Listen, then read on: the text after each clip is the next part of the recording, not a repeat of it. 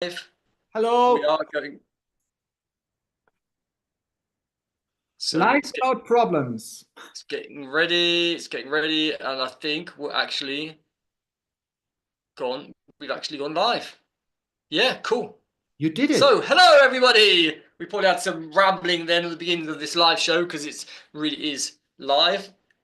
So today I'm very happy to have Thorsten with us. Thorsten Mr. Malabarista. Um, Eso. who is more Portugal than German, but like me as well, who's English and lives in Italy, we have this cultural contamination. So just a little bit about these episodes. So this is the fourth of these five episodes, interviewing creative, expressive, and oh, I had another word for the jugglers that we're talking to, and I can't remember it right now. It's left my mind, but anyway, and to celebrate 10 years of Pearls of Juggling, of this book that I put together, I crafted, took me 5 years to put together, and this year we're going to bring out a brilliant new addition to it. Um, anyway, more on that later. So, hello, Thorsten! Hey, Anthony. Thank you for the invite for this little series of interviews. Happy to Yes, be yes, here. yeah. I think it's actually beautiful how all the different characters, all the different jugglers that have come on this show. Everybody with their unique experience, their unique um, particularities, but there's a connection between everybody, which is this play, and the title for this is the poetics of play. No, um, but we're going to talk about that in a Absolutely. little while. First of all, I wanted to say that just like a week ago, Thorsten shared me this picture, and he's just like, "Look what I just found." And I looked at it, and I could see myself right in the bottom of it. I was like, "Whoa!" I had like long hair, and I Long looked haired, completely yes. different. And I was like, "Thorsten, what is this photo?" And yeah, it was probably the first juggling workshop that bought like a lengthy one that I ever took part on. The first one I paid to do basically, with the Gandini Jugglers in Absolutely. Yes. 1999, and that was such a beautiful. It was really a beautiful workshop. They're miles ahead of everybody. Like I don't know if it was already a workshop about side swaps. I'm not there sure. was It a lot of side came a swaps little in bit it. later, but the basics already were there, and yeah, that was were There was very side early. swaps. There was dance. There was creativity.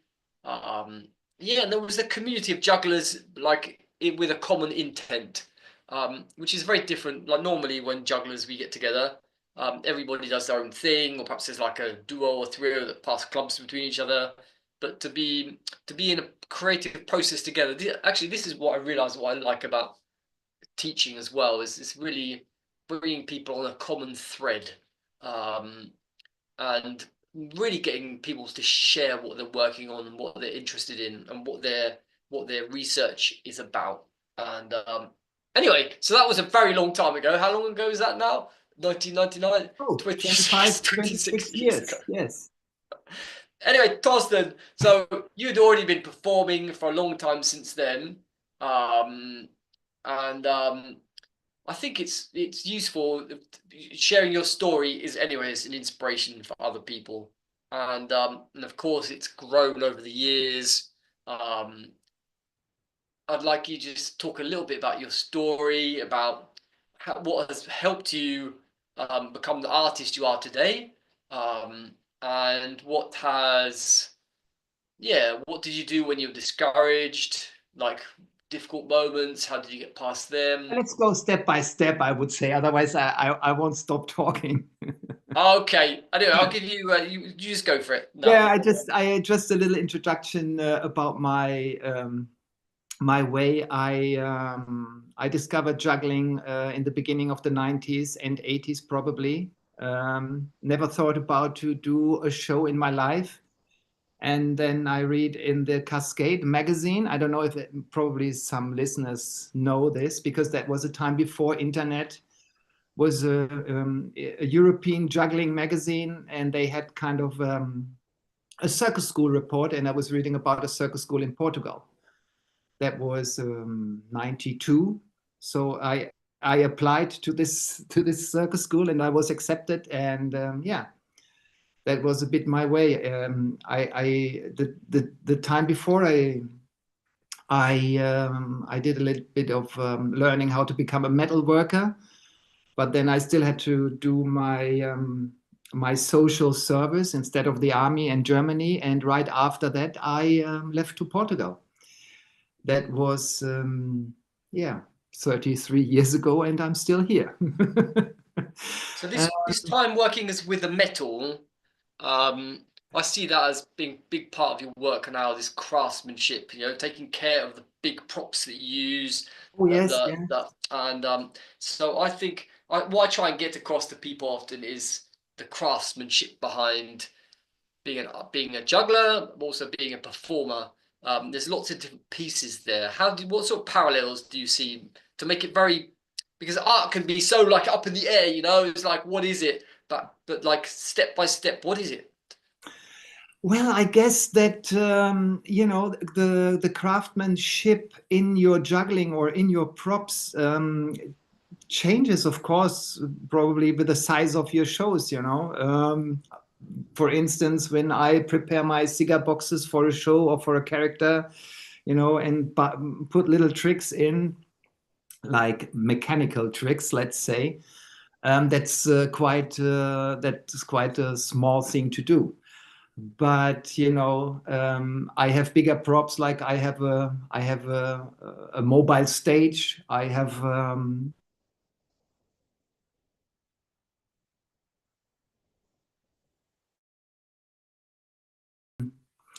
yeah, it depends on the size of the things you're working with. But yeah, a growing path is there. Equipment and yeah, you're essentially building a whole. Would you say that you what is your emphasis though on working with the audience? Do you aim to, with the poetics of play, do you aim to take them into some timeless place for a little while? How do you wish to leave an audience that comes to see your performances, let's say? I guess you two and me, we have seen a lot of theater and street show or juggling performances, and I think it's about to create emotions, in the audience. Whether this is a comedy or comedic approach or poetry or even things to contemplate about, more sadness, it's all valuable. It has all its value. Not every street show has to be a comedy show. So but still there, everybody goes his own path, and we probably change very often during this path. And what was in my case comedy related in the first years now turns in something totally more poetic and still, and not so comic anymore, but let's say another way of comedy. Okay. So let's try and make this all a little bit more tangible so we actually understand. Could you just take us through a creative process? Because it's one thing, I hear this a lot from people that reach out to me. They have an idea for a show. They've got 10 minutes of material and they want to make 40 minutes and they've no idea how to where to start. It just feels like 10 minutes was already like took them 6 months maybe to put this together, because it's and to put together 40 minutes is like, I think it's just a whole different thing. And yeah, just share a little bit about your process there and how it's been for you and how you see that. Yeah, there's this. It depends. I think again, for every artist or every person who creates a number or a piece, There are different Yeah, talk approaches. about you. How's it for For you? me personally, I always like to have the object first. I'm mostly fall in love with an object and then create around it. What I've found in my research, or physically, could it um, switch to, what can it become, what association we can do. Of course, it's over the senses as well. How can I deform it, deconstruct it, and in the end, how can I manipulate it or even create sounds or words to it. Hmm. It's the approach I have mostly. Okay, so so lots of people, they have well, this is in the Dimitri school I went to. They suggested a lot that we start with the end, because otherwise you keep going and then the end is you have to sort of like force an end in something. But if you have like an end point, what's going to happen in the end, which doesn't have to be that everybody dies, right? Or I don't know, it's like often the end point is like nothing, everyone's laying down on the floor like a. But end point could be is some sort of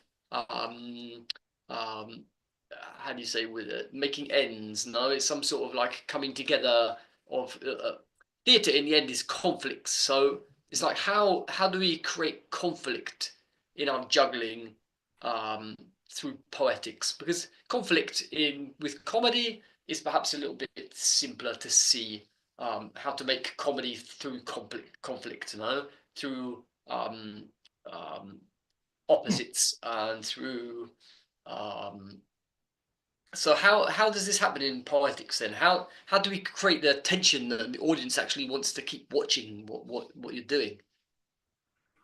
Yeah, of course, it can be still the narrative of the story.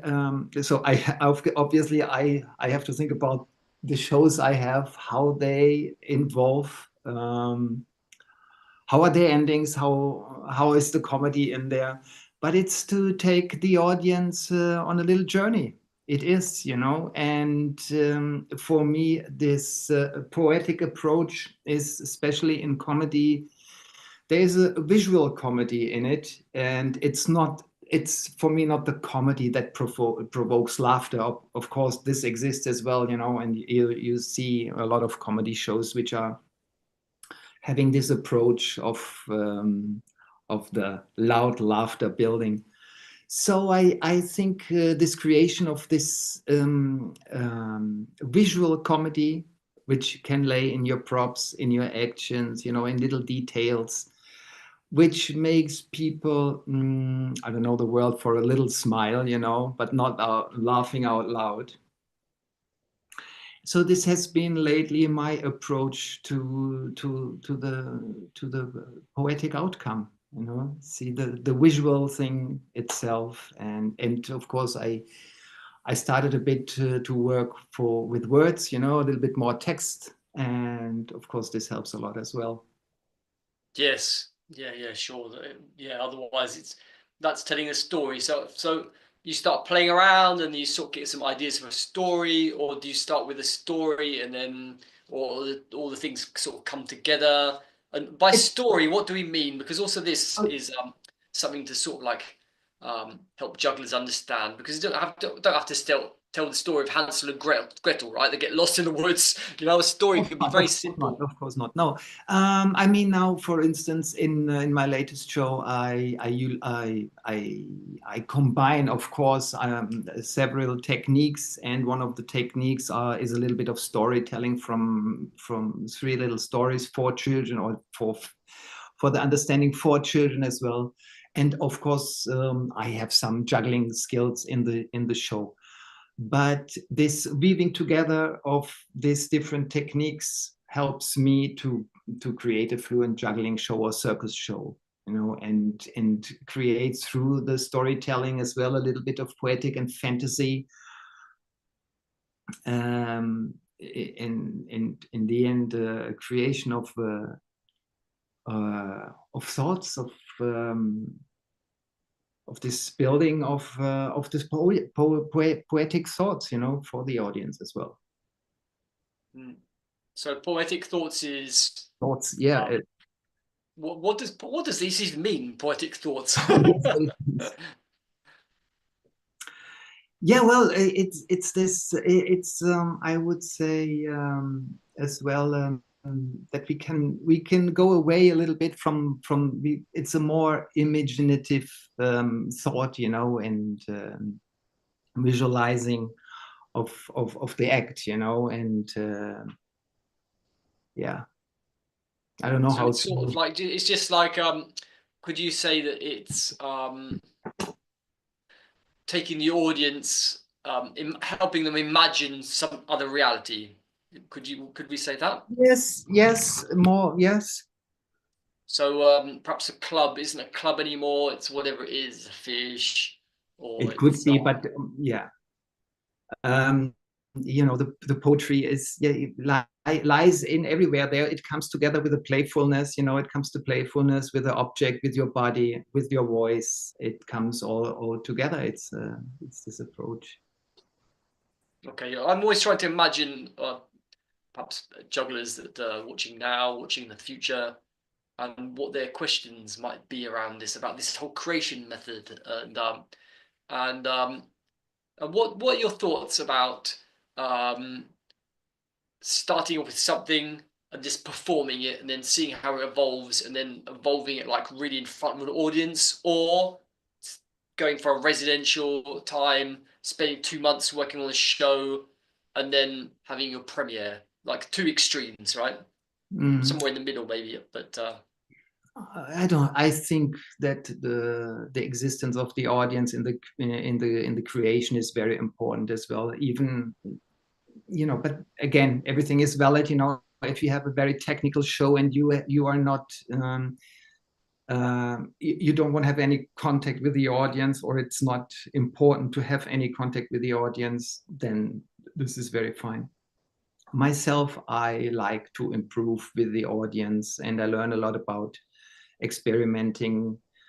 And it can be that from the opening show, you know, after 10 shows, still I figure out that there are things that the audience audience reactions even changes a little bit of the show, and I'm able to switch things around. yeah. So would you say it's like it's almost finding a breathe, being able to breathe together with the audience Well, somehow? I have to say I like always to involve the audience, you know. So Okay. I'm not afraid of having contact, having people coming on stage, even in the theater, you know. I'm looking for that. So for me, this communication with the audience is very important. Yeah, and I guess this is what the essence of street theatre, but taken onto a stage where we bring wherever anybody in the audience feels very connected to the person that comes up on stage, right? They feel like what could have been me, and so they are automatically drawn more into. Um, they sort of wake up a little bit. This is what I see. It's and there are a whole series of ways of doing this. Um, there are things that we see time and time again in street shows, right? There's um, but there's yeah, there are lots of ways that I had this show that I stopped doing this before the pandemic, where I'm this old man who's 99, and he has like a magic potion that he drinks, and yeah, he just asks someone out of the audience to help him open the bottle, you know. It's just like even something simple like this, you know. It's just yeah. There are many ways, yes, to. Okay, so let's take somebody this and then I want to go a little bit more into your philosophy and stuff. But let's take somebody who they're pretty happy with their technique and they want to start performing, and well, perhaps they want to go to a circus school, or what would your suggestions be to like a, let's say, a young juggler, young juggler in the sense that they haven't been performing it? Yeah, keep on going, you know. And I guess it's for every performer who starts performing, there is this moment when you decide kind of if you are able to perform your skills or not, you know, in a certain way. So in my case, I started juggling. I never thought about to do once a show with it, and now I'm here and I'm earning since 30 years of my living with it. So I only can say, you know, to follow your intuition, you know, and of course, if you feel insecure to go on stage or to show your skills, maybe search in another direction as well to fulfill this together with your juggling skills, you know, maybe looking for acting classes or clowns classes, or to contemplate this all together. And if you, I would say, if this is what you want to do, never give up and do tryouts, you know, get your friends together, go on the street, and try out. Yeah, this is why I suggest also in Pearls of Juggling. I suggest this thing, you know, try out with people in your neighborhood, in your village. Keep doing it. I mean, even practicing in front of an audience in a park or something, you know, is something that can help you out to lose, you know, the anxiety of performing in front of an audience or something, you know. Yeah. It's sharing in the end, and of course, yes. I was definitely a shy performer to start with. You know, I didn't want to, you know, I remember when I started out, I didn't want to look people in the face, you know, I wasn't doing that. You know? And yeah, I found myself, because literally I just put myself in this crazy condition where I was in France and then in Spain and Portugal in '96, no money, traveling, and I just had to, you know, I just had to, but a little bit in the deep end, right? A little bit hardcore. Yeah. Yeah, I remember this moment as well, going with a suitcase and wanted to perform, and I didn't open it, and I went home again, you know, and tried the next day. So yeah, this is probably something very normal, you know. But I guess if you decide to do a circus school, you know, and maybe you haven't performed before, and then I guess you have a good baggage, you know, and you learn a lot. And obviously through internet, you know, there are so many possibilities, and there are so many possibilities, and there's an audience for every juggler who wants to perform. This is what I really believe. You know, we could see this competition. Oh, there's so many jugglers, but this is also the way our brains work. You know, it's like if you start to become a writer, you'll see writers everywhere. If you open up a hairdressing shop, you'll see hairdressing shops everywhere. You know, it's but everybody has their own audience to be able to create and nurture, and let's just move on a little bit. Just there's perhaps some stories in these 30 years, Thorsten. Of course, there are many, probably. What I wanted to say about this juggling, and you know, it can be, and it was for me, that for many, juggling, it's just an entrance to a certain performance world, you know. And so it was for me, you know, and I think then performing, creating characters, and going to festivals, performing, or as a spectator, it's, you know, it's this entrance to an artistic approach to life, you know, and where we are with this thing, what it is all about, you know, to create a playful life in a certain way. And I think juggling is kind of an essence, a visual essence as well, and a personal essence for us jugglers, you know, to approach life a bit like this. Yeah, sure. Yeah, lots of jugglers start to do clown or some sort of acting course, and then we see it's much more interesting, you know, and it's much more recognized also, perhaps.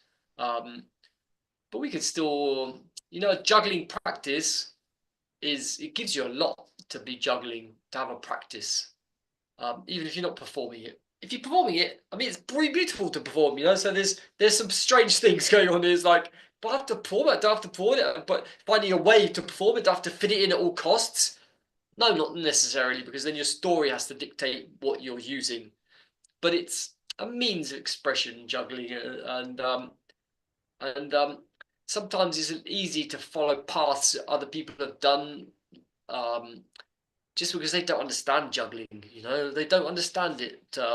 Dancers, they don't really understand it, but there are people that dance with objects and they Yeah, create it's more and beautiful more, you know. things. I think it's coming together, you know, all the art forms coming together, and this is the most interesting about it. I think, you know, it comes all together, and I think every juggler knows for himself itself, you know, what it brings to your life, you know.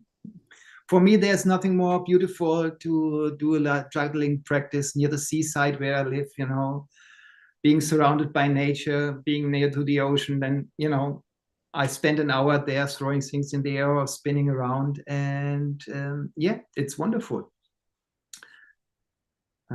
It gives me the basis for, you know, to create a show being months around an object or an idea and elaborating it into a final show. Mm-hmm.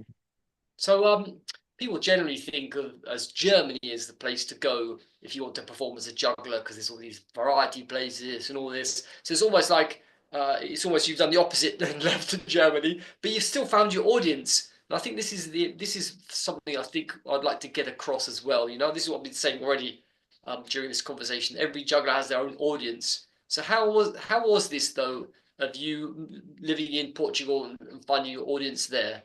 Actually, that is something that I was thinking about today, because I thought about, of course, of how I came here and what I did. It depends, because if you are a skillful juggler, obviously the place to go is where are cabarets and you know, the clubs and variety program. And probably, yes, in Germany, there's a lot at the moment.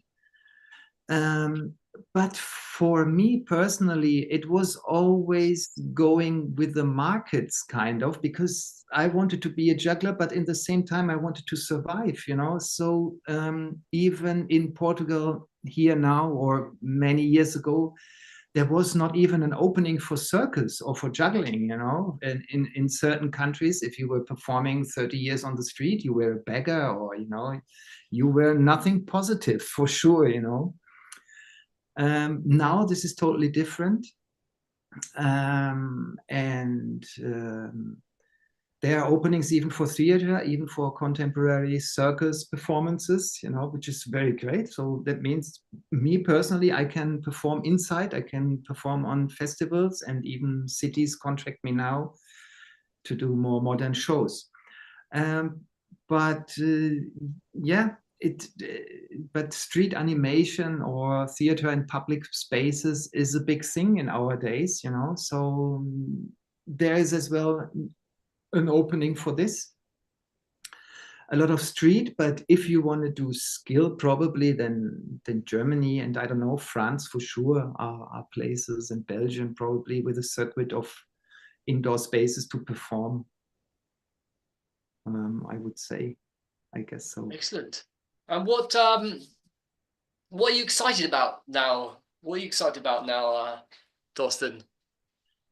Well, yeah, I'm excited about the upcoming season, juggling performing season, and yeah, new projects coming up, and looking forward to this as well. You know, between performing, being creative, and creating a new show. Yeah. And what have you done in times when you've been discouraged? I've asked this to quite a few jugglers now. I actually, I have never been discouraged in a certain way, because I think I thought of something funny as well, because I thought the juggling at sea, the object manipulation, you know, I have a lot of things here in my house, you know. That doesn't mean that I juggle all the time, but I can always grab a prop or do something and spend a few minutes with I it. love that you can spin a ball on your finger. Have you got a ball just by you? Just go. If I could what? Oh, Spin a small ball on your finger. So that's very impressive. I have no ball here at the moment, you see. God, it's all in the truck. Okay, no worries. I hope you get the chance to see Thorsten spinning a little tiny ball on his finger. Could Amazing. be, yeah. So do you have any final thoughts then? Oh, we are all so advanced already. Have we talked so much already? Yeah. If you've got more to say, then say it. No. I just want to say that I think I want to encourage, you know, jugglers, young jugglers, to invest in this art and to or take it as a base to enter in an artistic life and connect to your playfulness that exists throughout all these techniques which are available. And let's mention, just to hint on this a little bit a second, because you have your own take on what playfulness is. To be serious about your work, but not be tense about it. So this is a fine balance. yes, I think as well, this playfulness is not something that we live in our performances or in our approach to learn a technique. I think it is and is becoming, and it is kind of a lifestyle, you know. Breathing deep, you know, connecting to yourself, enjoying the things you do, and yeah, to be Excellent. connected to it. And So I hope you get a chance to see one of Thorsten Mister's shows. You based mainly in Portugal now, but sometime you're hoping to spread out, right? And yeah, do a I tour. have been, I think when we met, I have been over 10 years intensively on the road. I started this was because I went to this second juggling convention in Italy, in San Giovanni, and I think it was short after. Yeah, 1999. 1999, and then I spent some years traveling Italy and yeah, all around doing street shows and street show festivals and conventions and all this. But now mainly I'm based in Portugal. I have several shows here. I have my solo shows, and I work in a trio as well. We do a clown show together. And yeah, but I hope in 2 years' time, next year, maybe working internationally again. I'm looking forward. Yeah, I have some ideas coming up. Is there somewhere particularly you'd like to be working? No, there's nothing, but it's like just an adventure, you know, and trying to work outside of Portugal. Is your new show project a secret, or could we talk? No, not at all. No, not at all. No. Okay, let me introduce you to Tyler. So Thorsten has this. He was talking to me about this incredible project that he has, like the mobile lighthouse. I was like, my goodness. So yeah, tell us a little bit about the mobile lighthouse. Yeah, the mobile lighthouse, it comes a little bit in a sequence, because my last show I did was as well like kind of it was a house built on a trike, on a Portuguese trike, like when we think about the ape or vespa, you know, this trike. And it was all about the right of housing and everything that comes with it. And so the next show will be as well a mobile show. It will be a trailer, and it's about a lighthouse keeper and everything what surrounds this this theme about the lighthouses, lighthouse keepers, globalization, navigation, and yeah, and other metaphors for what a lighthouse keeper could bring. So I have this big object, and I will start working on it this summer. And so I actually want to do the first show in 1 year. So the creative process has started already for a long time, and sometimes it takes time as well to bring things on the way. Yeah. So apart from all of this, there's a message that's coming through of patience. I think this is a big thing which is coming through for all what you've been talking about, is keep going, work with patience, have a bigger vision. You don't have to do everything this year, but you can plan in like a few years' time what you're going to be doing. But like be easy about it. Otherwise you just like think your life's already completely planned out, right? uh, Yeah. so um, so you managed with your last show, you managed to apply for funding. Just I think it's just interesting just to share something perhaps about that process that people might be interested and they don't even know that it's possible perhaps. Of course, yeah. I mean, there are many festivals as well here. We have contemporary and circus festivals, which are not, I won't say sponsored, but they're co-sponsored as well with, you can apply for European fundings or cultural fundings from your country if you think you have an interesting project. I have done this several times here in Portugal. I am yeah, this is something that you can do. There are fundings around, and especially for European youth circus projects, and there's a lot out there. I can't say now which are the organizations, but No. But what is the there, focus though on a project? Is it on the audience, or is it on how you bring life to a place, or is it more about the artistic concept that you're bringing? Last week we were talking with Luther, who's also doing a lot of grant applications, and he's finding it very interesting to find clarity on what it is he's actually doing. Um, absolutely, yes, yes, yes. I mean, of course, it's good if you have a vision about your show that you want to do, and it's even better if you have a written project what you want to transmit. But in the process of creating is there is so much space, you know, for new inputs and what you find in your research, you know, to change everything, you know, because maybe other importances show up, and yeah, so but it's good to have a focus and clarity of what you want to do, of course. mm, mm, mm. Yeah, it's all there. It's asking yourself questions, writing, thinking. I remember when I did a weekend workshop with West Peden, probably about, probably more than 10 years ago now. No, it was more than 10 years, about 12 years ago. Amazing how time flies, right? He was writing a lot. He was really writing a lot, thinking a lot. You know, it's where our brains are very active through the juggling and asking questions, and then we put them down on paper, we get even more questions and we see bigger patterns, and it becomes much more interesting, the whole process. So excellent. Yeah, absolutely.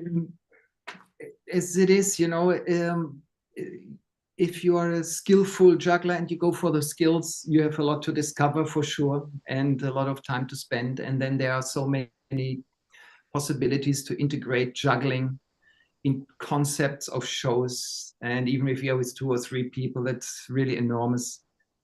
So there's a lot of material. Yeah, and understand what is your motivation though? Your like, what is your real motivation?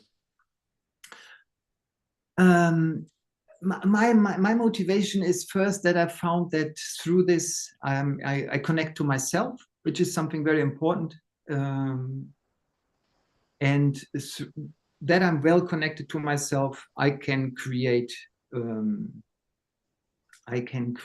these shows, and I have the feeling that through these shows I can inspire others, and this is something. It's very beautiful, even if it's for kids or they're adults, or there's always somebody who can take something out of your shows and can rely on it. And because this happens to me, you know, when I watch a show, I get inspired for the smallest attempt of somebody doing something artistically inspires me immensely. And so I think this is the way to go. Yeah. Excellent. Yeah, so there's a lot. We talked about a lot of different things here, and so yeah, excellent. So please write anything that comes up for you in the comments, any questions, any things that this has been that has inspired for you. It's always wonderful for us to read your comments, and helps to share with other people. You know, it's like, it's hard. It's really hard to work as a juggler. But it's like juggling is hard. It's all hard. It's accepting the challenge, seeing the bigger vision, seeing where you want to go, not fighting with things at all costs, trying to find another way perhaps around to do something. It's not being white like water. Huh? Yeah, absolutely. For me, it was juggling and performing that created my life, And even if I would do something else, I would still love to juggle, I like juggling because I did juggling before, and I was not thinking about to use it to survive. And this is just one of these crazy stories, And you suddenly you do it, and 30 years are passed. You know how it is. And good projects coming up. Yeah. Let's see what it all brings to us still. Thank you. Thank you, Thorsten. So where could people find you? We'll write in the comments anyway. Thorsten Mr. Yes, I have. I have to say I'm not really a big social media. But you have a website. I have a website, yeah. We can write them as tosta-mister.net. I think it's even German, English, Portuguese. Some stuff is there. Excellent. Yeah. Excellent. Thank you, Thorsten. Oh. So next week is the last episode of this Meeting the Juggling Lives for this series, and in the future we might do something a bit more around the sort of, let's say, marketing business side of juggling, because I think that's important. I think we need to talk about this, and then we'll go back to other creative nerds. I don't want to say like this. People that are passionate really about juggling as well, not just the nuts and bolts of it. Next week we have Tim Airwalker, which is doing lots of thoughts about deconstructing, constructing tricks, and I've been really enjoying his process, and really interested to hear his passion come out through how he's talking about how he's talking about juggling, how he sees juggling, because when we share our thoughts, they expand. I hold once a year. I hold a retreat for jugglers, and it's at the end of September this year. I think it's 26th to the 27th. It's Monday to Saturday, and we do a lot of body work, Tai Chi, yoga, healthy eating.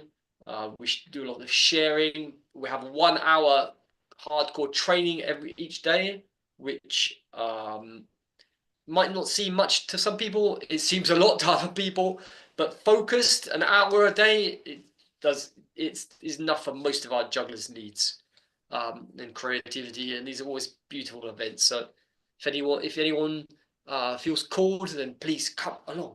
So Thorsten, I'm going to share with you the very last comments for today. Yeah, to all the fellow jugglers who want to start or already in it, I wish you good luck, and to keep on throwing things in the air and let them roll around, and live a playful life. Goodbye, and thank you. Excellent. So I don't know how we stopped actually now. This is funny. So I'm going to be playing around while I'm waiting. Play around, you should, where's the button?